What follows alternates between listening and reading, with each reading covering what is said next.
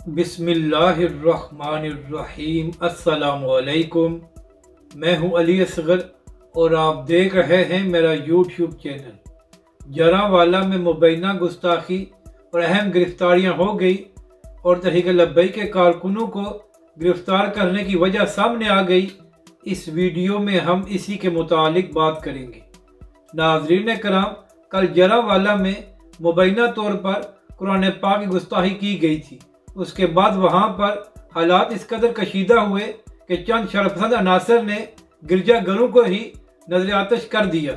तो नाज़रीन कराम, इसी हवाले से कुछ खबरें सामने आई हैं जिसके मुताबिक 100 के करीब लोगों को इस इल्ज़ाम में गिरफ्तार किया गया है कि उन्होंने गिरजाघरों को नजर आतश किया था।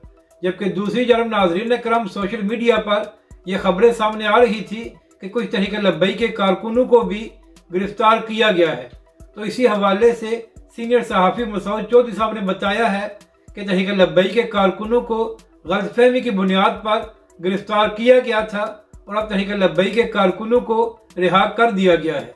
जबकि दूसरी जानब मसूद चौधरी साहब ने ही ये खबर ब्रेक की है कि जिन लोगों पर मुबैना गुस्ताखी का इल्ज़ाम था उनको भी गिरफ्तार कर लिया गया है।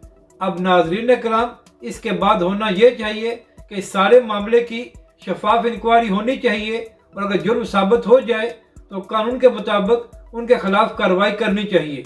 और इसी तरह जिन लोगों ने गिरजाघर नजर आतश किए हैं उनके खिलाफ भी कानून के मुताबिक कार्रवाई होनी चाहिए ताकि आइंदा कोई ऐसी हरकत ना कर सके। नाजरीन कराम, अगर कानून के मुताबिक इनको सजाएं नहीं दी गई तो फिर ये मामलात कभी रुकेंगे नहीं।